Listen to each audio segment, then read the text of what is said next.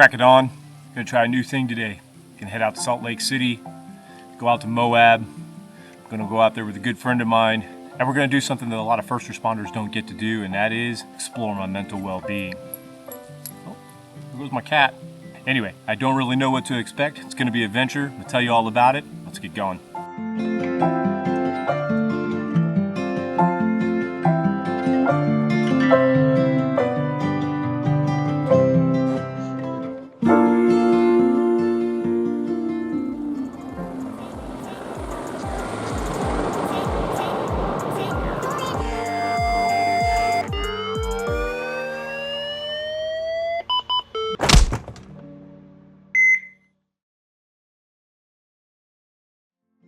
It's $12 per day. Take your ticket with you. Now, normally when I go out of town, I typically bring my own firearm, especially if I'm gonna be camping out in the wilderness like this. It's gotta declare a firearm.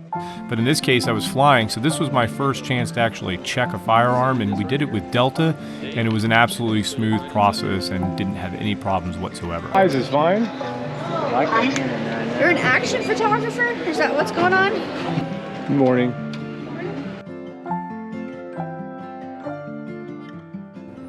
And contrary to what Matt Rife said in his recent Netflix special about the window seat being the best seat for frequent flyers, that dude's out of his mind. Everybody knows that flies all the time that the aisle seat is where it's at. So this journey may have started back in my hometown of Oklahoma City, but it's taken me here to Salt Lake City in the great state of Utah. You guys may have heard of a gentleman named Chris Smetana, who is the founder and creator of IA Med, which does all kinds of critical care and flight paramedic education and stuff like that. Well, his newest venture, a nonprofit organization called Mind the Frontline. And Mind the Frontline is all about supporting the overall mental well-being of first responders by, if you go by their mission statement, by way of research. That word gets me going. Education and just their overall mental well-being. And so one of the things that Chris is going to do with his organization, he's going to invite first responders out on these retreats. He's a big outdoors guy. He's got a really big, cool truck that's built for being outdoors. Obviously, they're all built for being outdoors. Are there indoor trucks? Anyway, he's got like an overlander truck. He's got like an overlander boat, I guess. He wants to be able to take first responders out and give them an experience while at the same time maybe focusing on their overall mental well-being and their overall mental health. This is a new organization, just started in June of 2023. He's invited me out here to kind of document my experience. I have absolutely no clue how this is going to go, what to expect, other than that we're going to be outside, and I think we're going to do some cool shit. Let's see what happens. And then it was time to retrieve my firearm over at the Salt Lake City guy, and this Delta guy was absolutely awesome. Hi, hear about a firearm? Yeah. Come on back, I'll give you two of them. You have a good day. Yep, you too. Like I said, I'm not really sure what to expect, but he definitely says this is one hell of a truck that I'm supposed to expect. We'll see what happens when he pulls up. That's definitely him.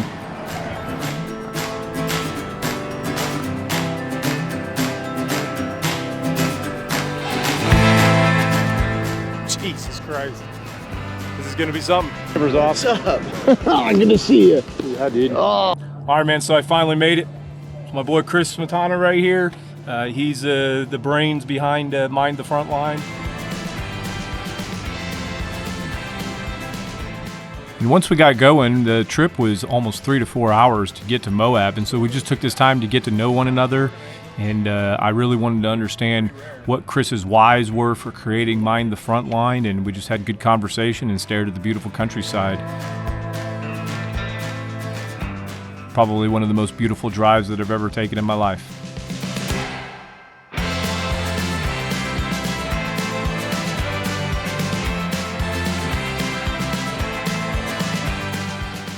All right, man, so we're about an hour into this trip. And I'm gonna be honest with you, I don't really know where the hell we're going or what we're doing. I'm leaving it up to this guy. So where the fuck are we going, dude?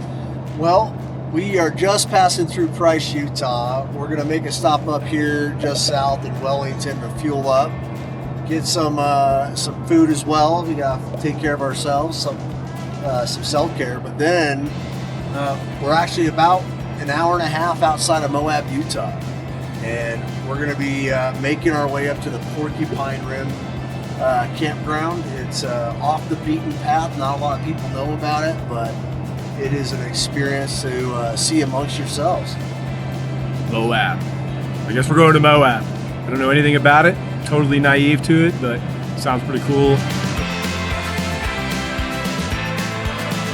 All right, I think we finally figured out where we're gonna camp. We're here at the base of La Salles, about 25 miles east of Moab. We're gonna set up camp and come up here real quick, check out this view.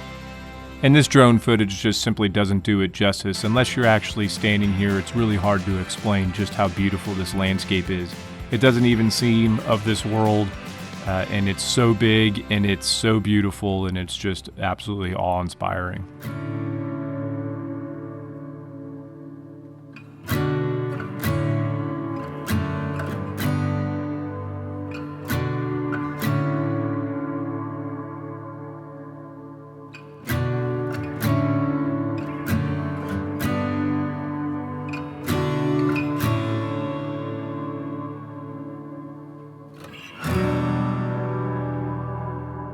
All right, so we're gonna do some olive oil kind of covered salt crusted potatoes. We're gonna put them on the Traeger Ranger here for about an hour. While that's going, I'm gonna get the steaks out. We got some ribeye steaks for tonight. I'm gonna get those nice and seasoned, then we'll throw those on here in about half an hour after the potatoes get going. And then we got a salad, chips and dip, and a beautiful sunset. So I've traveled all day, woke up this morning, started in Oklahoma City, took a long plane ride to get here, to get to Salt Lake City, and then drive down here to Moab, which I think took about 3 hours or so. Now we're sitting up here at the top of this plateau. Just watched the sunset go down just a couple seconds ago, and I'm just in awe of the beauty. It's so quiet, it's so peaceful. And if you're looking for a place to escape, even if it's just for a day, everybody's got to have an outlet, right? You got to have a way to get away from the insanity, because this is where humans evolved and survived over the last 100,000 years, not in a crazy civilization that we live in. And especially if you're a first responder of some sort and dealing with the crazy stuff that you deal with every single day, I can't think of a better place to come to escape from it all. It's absolutely beautiful. We got our ribeye steaks with some cherry cola rub, our salt crusted potatoes. I got a bacon and bourbon salad for us tonight, man. We got to eat well while we're out here.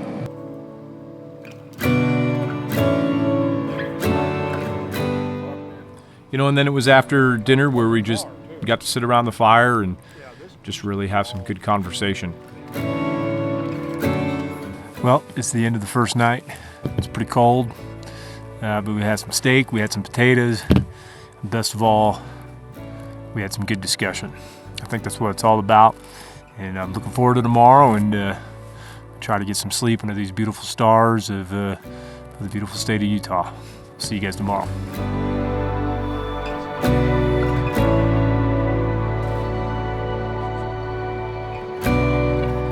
All right, we made it through night one.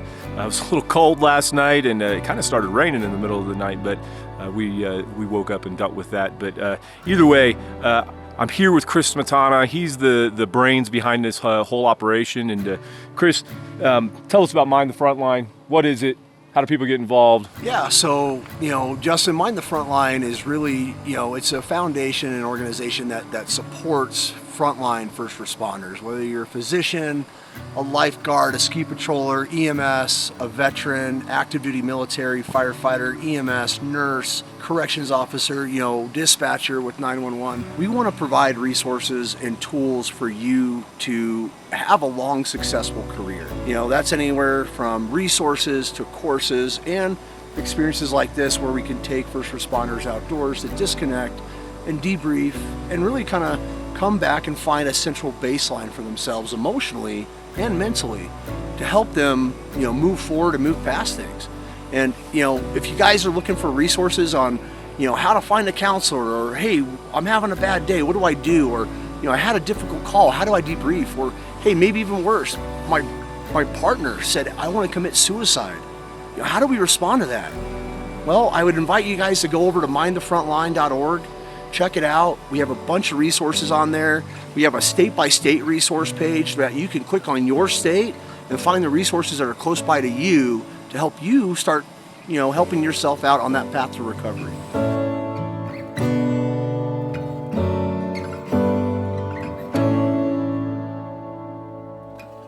All right, so we've wrapped up camp for the first night. It was absolutely amazing. Super quiet. You see every star in the in the universe was absolutely amazing. I have no clue what's in store for today, so what are we doing next, brother? After following day one, we're actually going to be heading over to Delicate Arch to do some hiking, get outdoors, kind of see some more of the scenery of Arches National Park. Once we wrap that up, we'll grab a quick bite to eat in the truck and make our way out to Gemini Bridges and Canyonlands National Park, where we'll be setting up camp along the Green River for day 2.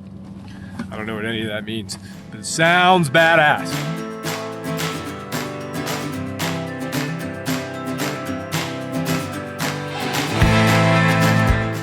Driving through these canyons and over these passes was just absolutely amazing. As you'll see a little bit later, though, it gets a little scary, but this part right here wasn't too bad.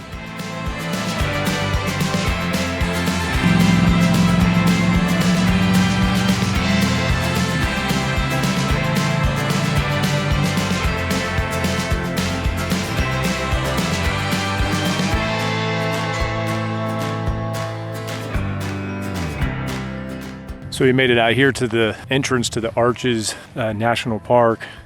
I can't fly my drone in here. I'm pretty sad about that. All right, I'm fully geeked out here. I feel like I'm a walking REI catalog. Chris, where the hell are we going, dude? Well, hey, we're going to one of the more popular places down here in southern Utah. It's called Delicate Arch. You might have known it if you have ever seen the license plate of the state of Utah. That arch that's on there, that's called Delicate Arch. That's where we're walking to, brother. We've got a whole bunch of people out here too, so they don't have all the gear on that I do. I feel out of place. You good? It's fun, isn't it?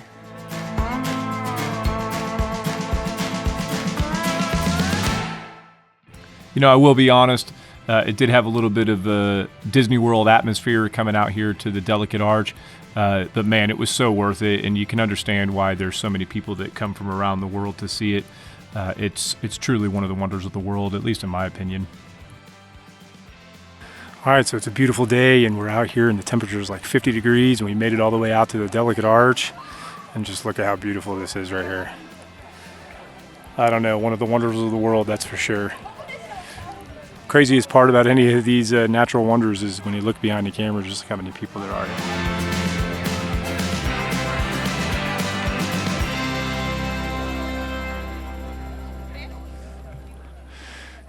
The hike up here is actually not too bad, about 1.5 miles, but you definitely got to be prepared and be hydrated a little bit, but definitely an eye-opening experience and just absolutely beautiful. You know, we had to go about 25 miles west of Moab down this dirt road, and I didn't realize it at the time that we were actually driving up on top of this plateau, and it wasn't until we got here to the entrance to this canyon that I realized that we were going to have to go way down in elevation, which really didn't bother me until we made this first turn right here and you realize just how tight this pass is.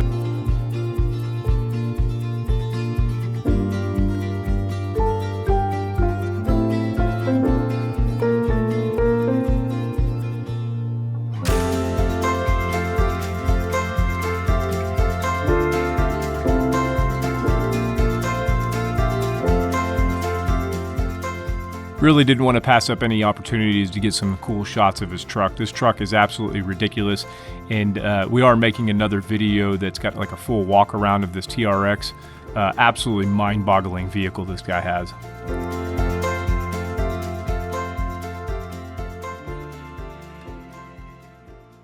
I'm pretty sure this was called Horse Thief Trail, and I can just tell you right now that I was not mentally prepared to go down this trail.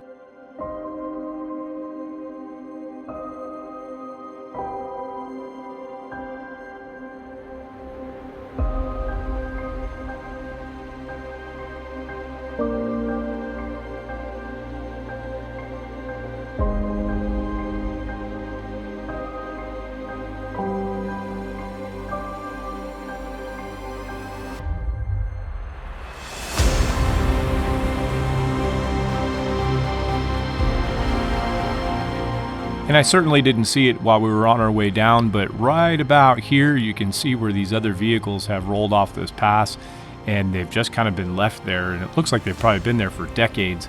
I guess that's a good thing if there's only 2 of them there and it's been that long, but it's kind of creepy still.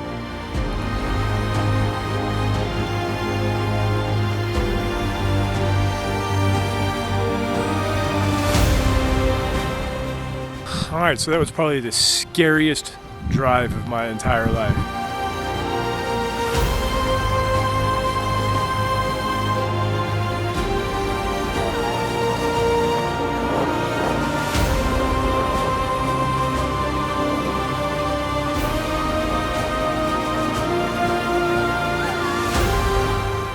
So we made it here to Canyonland National Park, right here next to the Green River. But either way, we made it. We're here alive, and just look at this beautiful view. I'd say this rivals the Grand Canyon any day.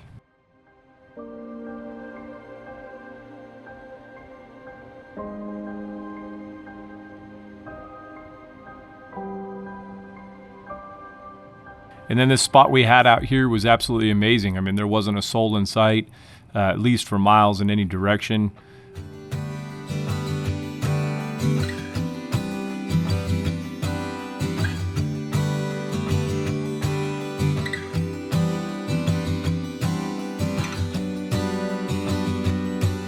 Again, after we set up camp again, we just had some more time to sit around and have good conversation, and I think that might be what's lacking in this world, being able to put the phones away, put the computers away, and just sit there and talk with other people. And then it was time to eat again, and Chris cooked another fine meal. He had this Traeger smoker. I can't believe that he was able to get this thing out here in the middle of nowhere and get it to operate, but he seemed to have it all figured out, and it just worked perfectly. And the food was absolutely amazing.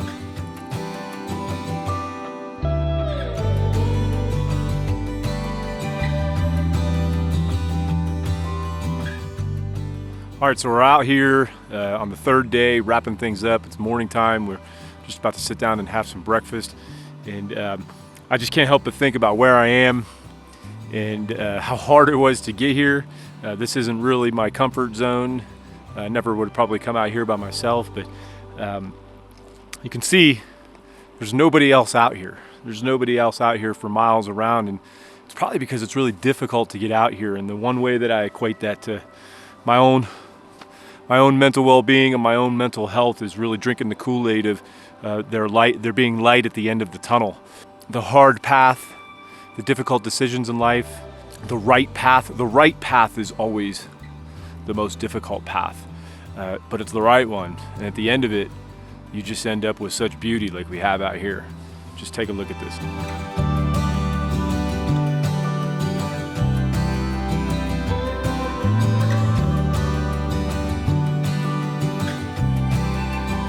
Then it was time to pack up again, and you can see this big cube off the side of his truck, and that's his annex. And I decided to sleep in that instead on this second night, just because it was a little difficult to put the stakes in the ground for my own tent. But he slept in the tent up on top of his truck, and I slept in this annex, and this annex felt like my own hotel room. It was warm, it was dry, and it was absolutely perfect. All right, so it says we're 34 miles from Moab. But to get back there, we're gonna have to go back up this pass that we went down yesterday, which I told you was the scariest goddamn moment of my life.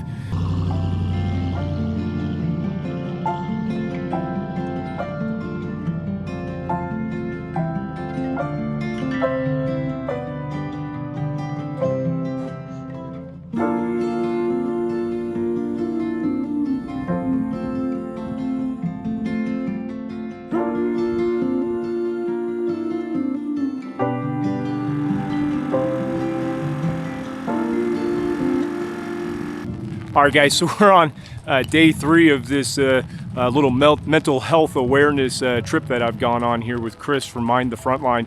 One of the things that he's trying to do that's going to be really, really cool is trying to find, that one thing that that first responder or that frontline worker, really loves, maybe a hobby that they have. And wouldn't you know it, Chris, I think he figured out what mine was and brought me here to AirMed here at University of Utah Medical Center. We're actually out here at the airport right now. We were gonna do a full tour and stuff like that, but the weather's obviously giving us some crap. I've got a towel, keep wiping off the lens of this camera, but we will do a quick run around of this 145 real quick, and let me know in the comments below if you want me to come back and do a full tour and check out this amazing service.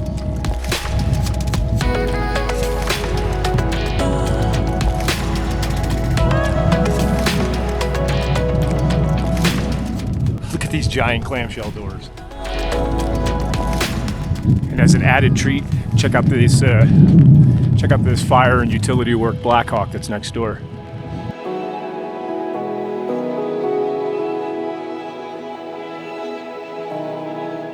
Okay guys, so like I said, this is University of Utah's Medical Center. Amazing program, hospital-based program. Med crew, very, very high expectations of their clinical capabilities. They're all employees of the hospital. Pilots, mechanics, folks here at the hangar here at the airport are all employees of Metro Aviation, which is an amazing operator. And I'm super stoked to be able to take a look at this, even though it's 20 degrees out and it's raining on me. So they let me come back inside where it's a little bit warmer and check out a little bit more of their fleet that they got in here.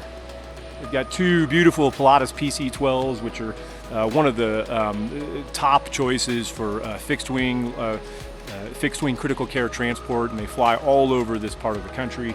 Very safe, very fast, and lots of room in front of them. They've also got this beautiful Bell 407 over here, which is one of 5 that they have in their fleet. They have 2 145s like the one you saw outside, and 5 of these Bell 407s. It was absolutely a treat to stop by and see AirMed here in Salt Lake City, and I sure hope they welcome me back in the future to do a full tour and check out all of their aircraft and how they do things. All right, so I guess this journey has come to an end. I can't thank Chris here enough for this opportunity. Remember, his organization is called Mind the Frontline. You know, these 2.5 days were, it looked like I was having a lot of fun, but there was a lot of times where I was actually pushing myself mentally, kind of getting out of my comfort zone a little bit, and Chris did a really good job of accommodating me all along the way. We had some really good talks, and I think one of the best things I discovered is that, you know, I don't really know Chris, at least before this weekend, but he's been through a lot of the same bullshit that I've been through, and one of the great things about just talking with somebody else who has worked in public safety, been a frontline worker for 20 years, is that you're not alone. There's other people who feel the same way. Mind the Frontline, his organization, is now a resource. And there's, if you just go to their website, which is mindthefrontline.org, they'll be able to tell you more about what those resources are and how they can get those resources to you. And if somebody wants to experience something like this, like I got to, like how would they do that?